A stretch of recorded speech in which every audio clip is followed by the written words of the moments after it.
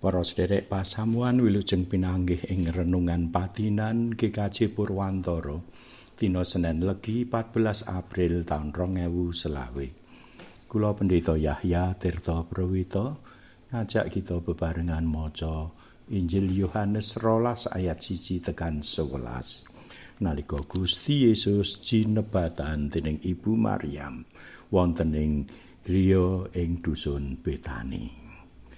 Injil Yohanes 12 ayat 1 tekan 11 Lembaga Alkitab Indonesia basa Jawa taun 1994 kawaca ayat 7. Nanging Gusti Yesus ngendika, "Wis ta, wong wadon kuwi nengno wae, aja kok ganggu.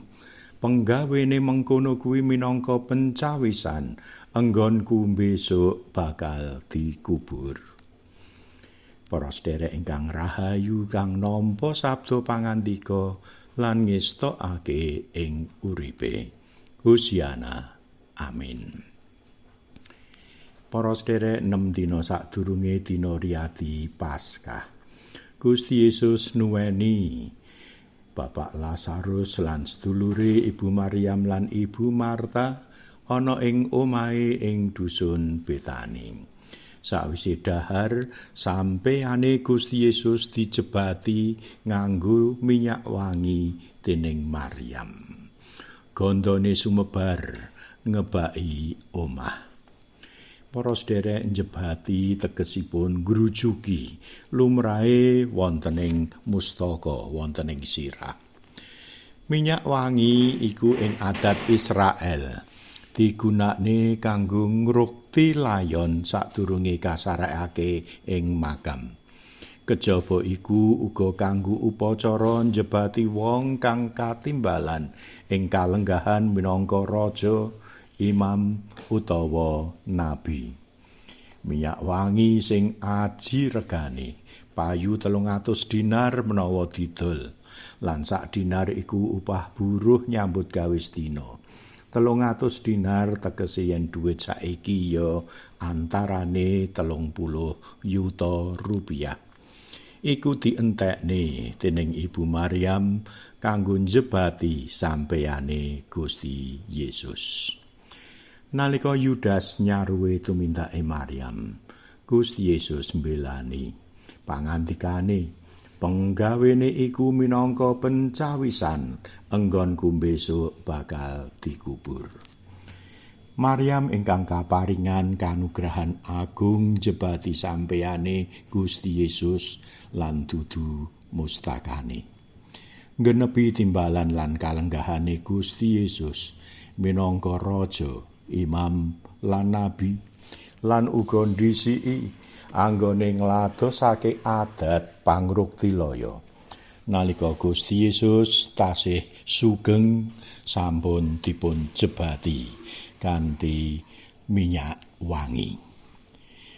Kita mangertos bilih ing Jumat Adi sadurunge pahargyan Paskah. Gusti Yesus ingkang seda sinalib kedah enggal-enggal kasarekake sadurunge lumebet ing dina Sabat. Pramila kasarekake tanpa karukti layone kaya adat sing sakmestine. Para sedherek, Gusti Yesus ngowahi tata cara njebati minyak wangi kanggo layon.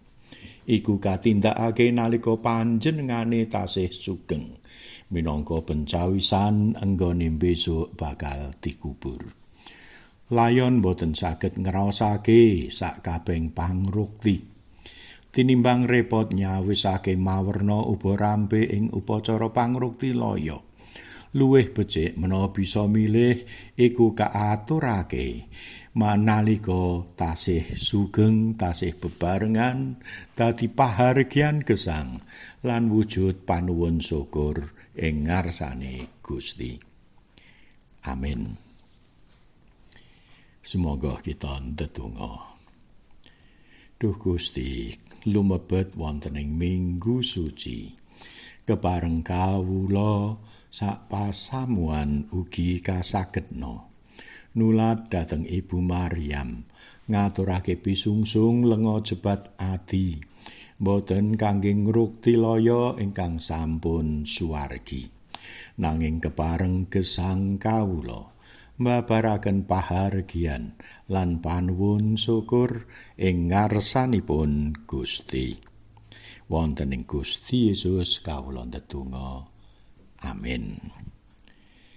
Para sedherek, mekaten renungan patinan Minggu Suci dina Senen tanggal 19 April 2025. Mugi Gusti paring berkah dumateng kita. Amin.